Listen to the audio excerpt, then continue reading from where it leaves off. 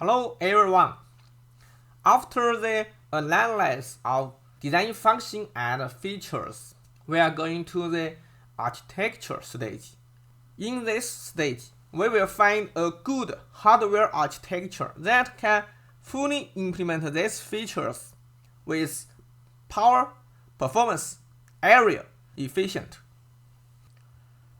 Okay, let's first have a quick review of the features. These are the features we have explained before.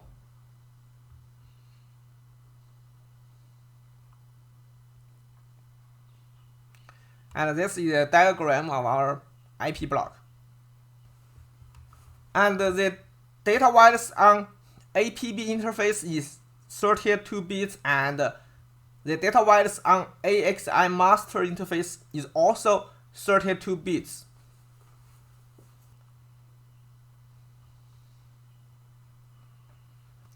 This figure illustrates the function of 2D data copy.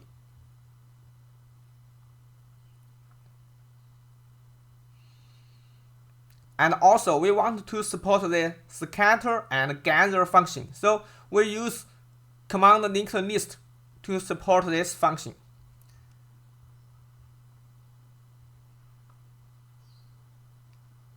This picture shows how command linked list works to support this function.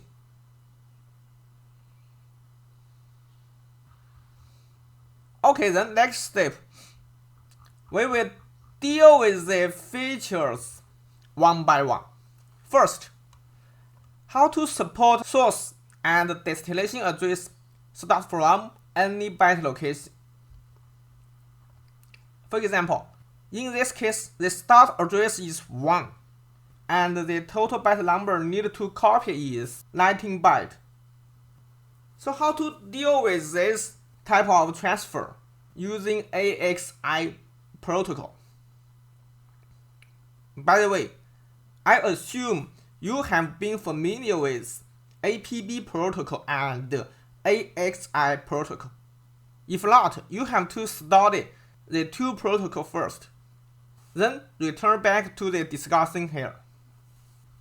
Okay, for this case, how to support the data movement from byte 1, and the total number of transfer is 19 bytes. You can pause the video and think it for several minutes. How many methods can you figure out? Okay, I will go on.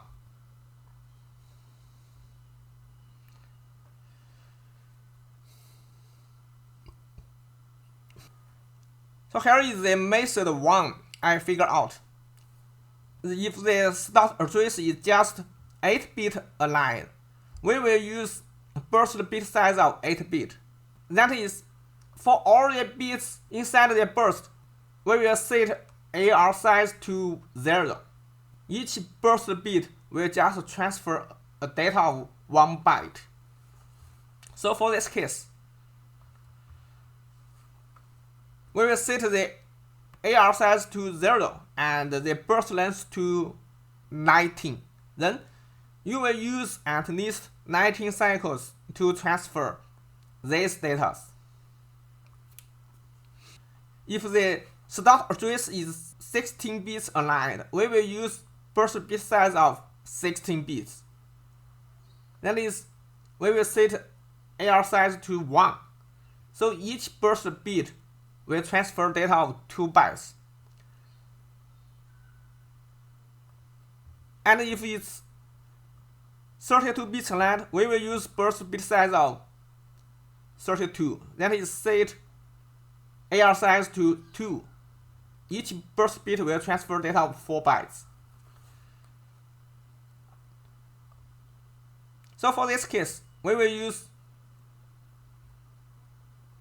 burst size of 1 byte and burst length of 19. This is method 1.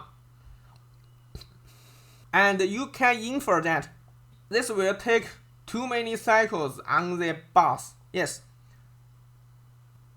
Can we improve the data transfer efficiency for the later bytes, if you have this question, you get method B.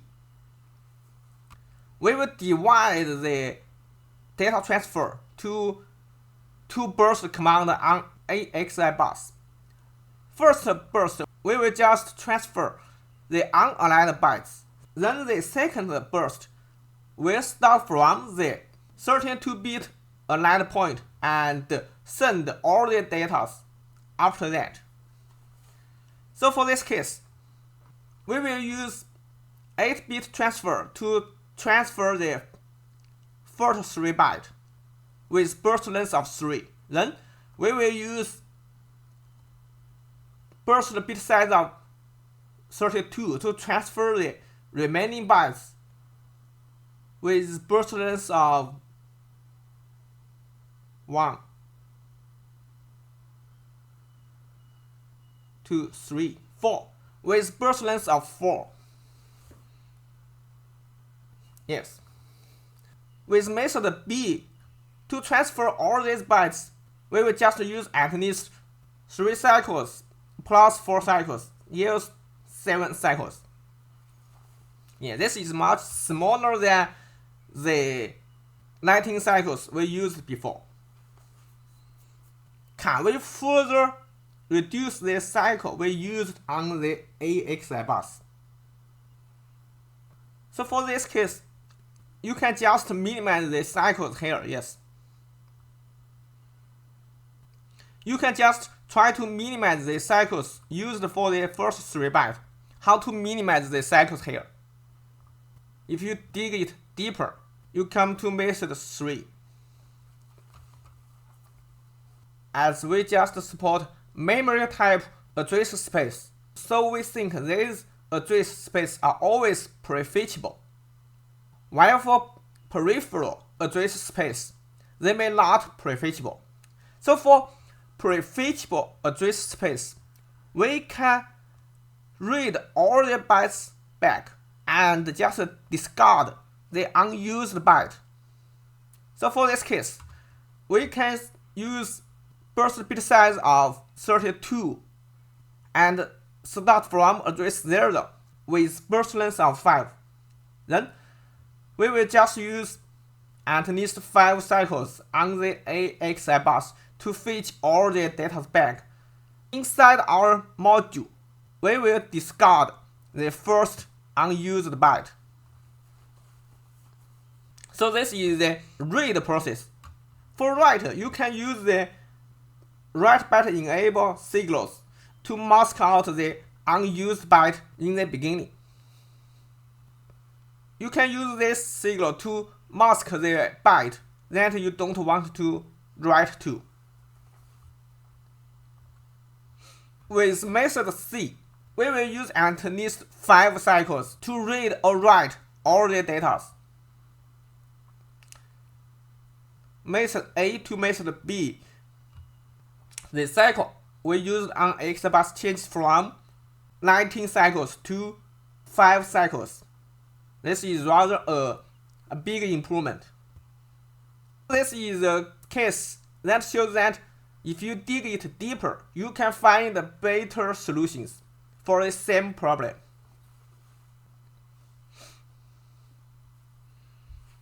Okay, let's go on with the next question. How to support one-dimensional DMA length of any byte number? That is, the number of bytes need transferred is not 4 bytes a line. For example, in this case, we want to transfer data from address 1 and end with address 15 hex. The numbers are in the hex format. So you can figure out the number of bytes will be transferred is 21 bytes. And it also mixed with question 1. The start address is not 32 bits aligned. How to deal with this type of transfer? Can you think about the solutions? For example, can you think about method A, method B, and method C? Maybe also method D. Okay, you can pause the video and figure out your answers. And I will go on. I think there is also the same method as question 1. So the best solution should be method C. We always use burst bit of 32 bits. We always set this signal to the value of 2. Then, for read, we just discard the unused byte at the beginning and at the end. For write, we will use the write byte enable signal to mask out the bytes in the beginning and at the end that we don't want to write to. By using this method, we will minimize the cycles we used on AXI bus.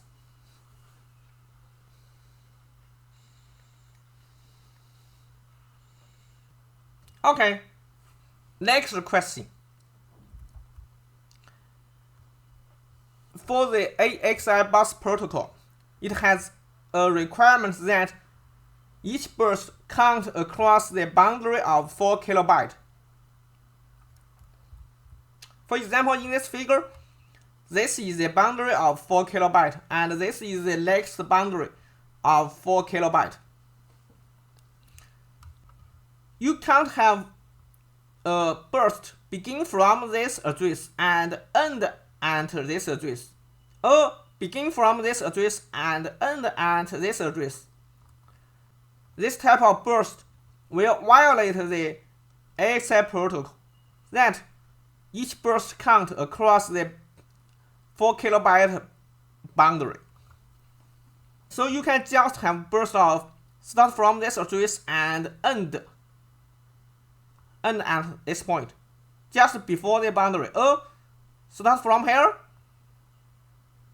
end at here, start from here, end at here. Okay, these bursts are the valid bursts on AXI bus. And also, you can have a burst start from this point and end at this point. Also, you can start at this point, end at this point, start at here, and end at here. These bursts are allowed by AXI bus protocol, but you can't have bursts start from here and end at this address that across the boundary here. So this burst will violate the AXI bus protocol. This is not allowed.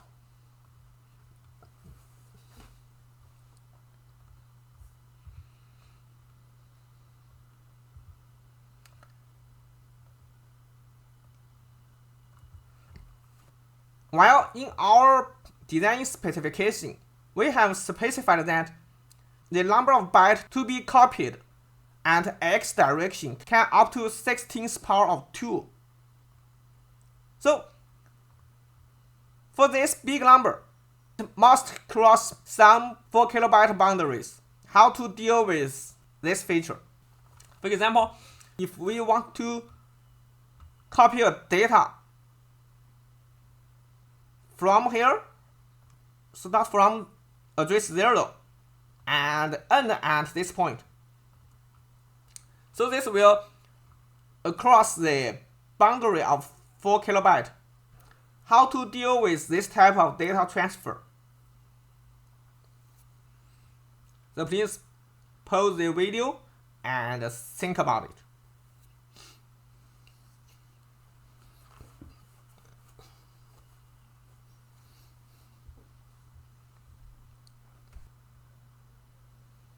Okay, here is my solution.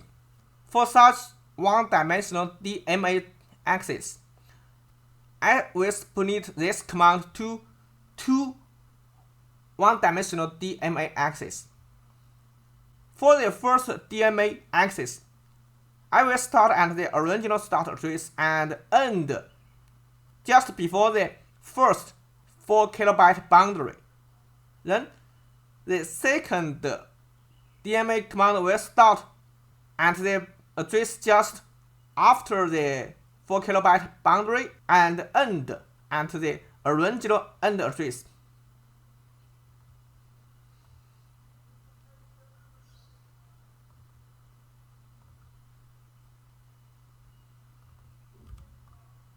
So I will split it to two one-dimensional commands. This is the first one and this is the second one. And in this case, we will never have AXI burst that will across 4 kilobyte boundaries.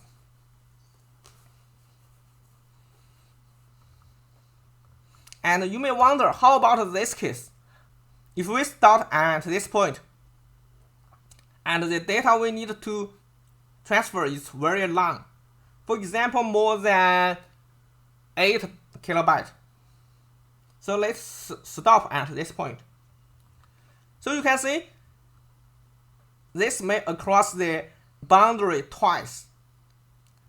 By implementing the method here, we will just split the data transfer to two DMA commands. The first is here. Yes, this is the first command, and the second is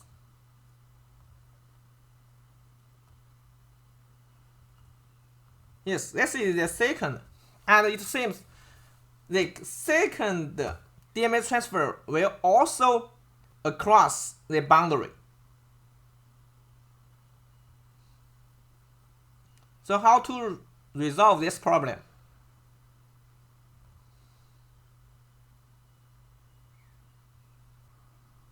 Okay, please pause the video and think about it for several minutes. And I will give my solution.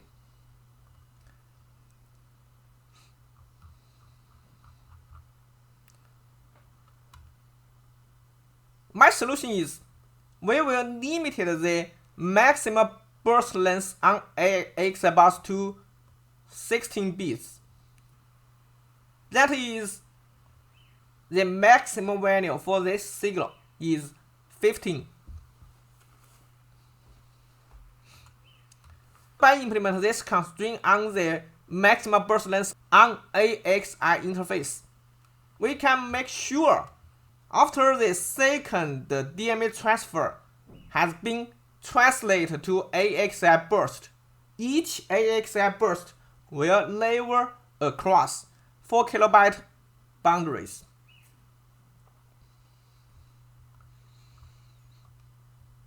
So we can calculate it to verify our statement.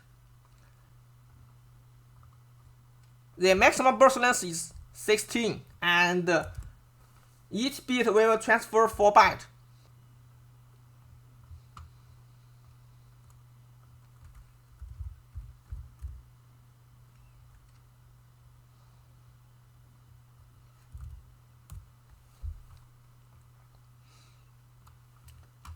So if the beginning address of second DMA transfer is 4 kilobyte aligned, for each 4 kilobyte segment, there will be just 64 bursts, and the last burst will end at this point.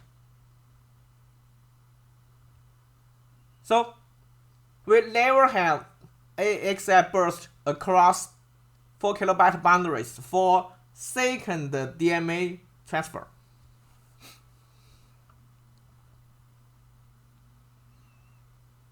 And also, there is another benefit if we limited the maximum burst length on AXI bus to a number of not very big. This is used to make sure each DMA burst will not take too much cycles on AXI bus, and the bus arbiter has opportunity to switch bus access to other masters. That is, at the same time, if DMA and other master want data movement on AXI bus, after each burst of DMA, the bus arbiter can switch the bus access to other masters. Then other masters can get data access on AXI bus. If we change this number to a very big number, for example, the allowed maximum value is 246, then it will take 246 cycles to switch the bus to the other AXI master. And if this cycle is too long, the other master may occur the situation of data overflow or underflow, and this will cause problem for other AXI master. This is the other benefit of set maximum read-write burst length to a number not too big. Okay, at this point, I think we have already defined the solutions for this feature, and maybe also this feature. Then next, how to support the data copy of 2D window. If you are given a DMA command of 2D window, how to finish the data transfer in this DMA command? Can you figure out the data flow for this DMA command? For example, if we want to copy 4 lines from here to there, how to design the control flow for this 2D DMA transfer? How to design the control flow for this 2D data movement? Okay, can you draw the flow chart for this problem?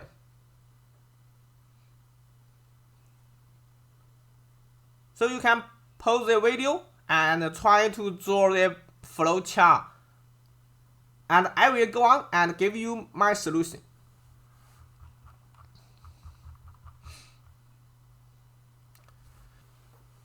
Okay, here is my control flow for a 2D DMA data movement, and also I have considered the linked list in this flowchart. First, the software will write all the DMA descriptions. Then software will trigger the start of hardware, and the hardware will get the first 2D DMA description. Then it will split the 2D DMA description to several 1D DMA description. For example, for this case, it will split it to 4 one-dimensional DMA description.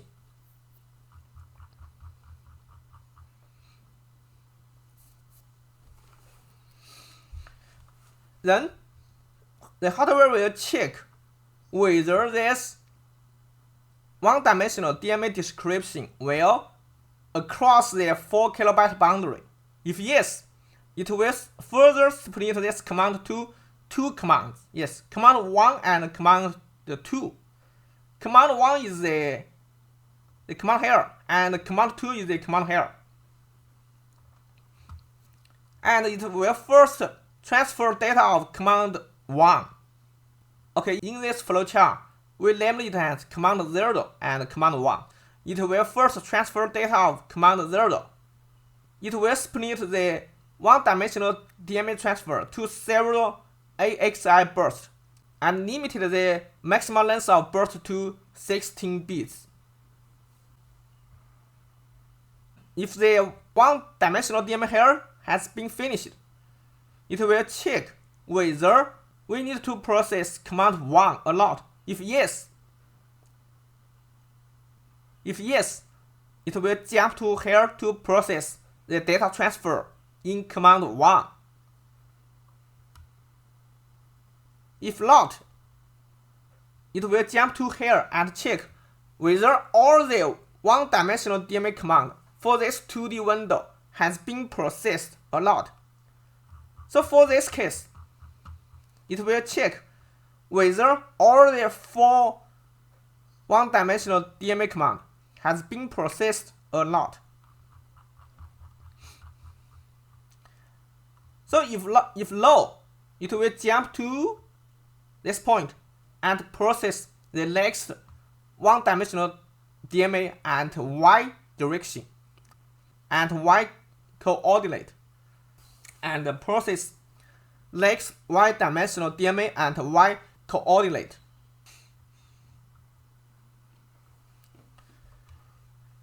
If all the one-dimensional DMA and y coordinate has been processed, then it will check whether this is the last command in the command linked list. If yes, the whole process will end and give an interrupt to the software. If no, it will jump to this stage and it will get next to the DMA description using the linked list register. Okay, this is the whole flowchart for each trigger of software. So how to implement this flowchart in hardware?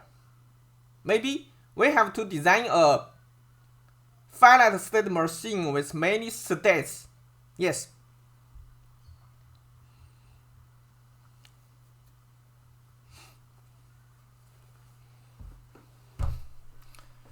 Okay, we have explained this before.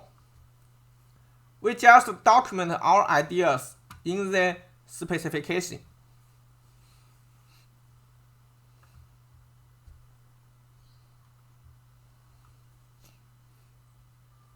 Okay, at this point, you already have an overview of this IP block. What we will do in next step. Next, you have to partition the whole function to sub-blocks. Then you have to dig deeper in each sub-block. What's the function? What's the function of each sub-block? What's the feature of each sub-block? What's the difficult part for this block? What's your method to solve the difficult problem in each sub-block? After you have figured all of this out, you will get the hardware architecture for each sub-block. I think I have said too much. It's your turn to invest your energy and spark your ideas. Okay, that's all for this section. Thank you.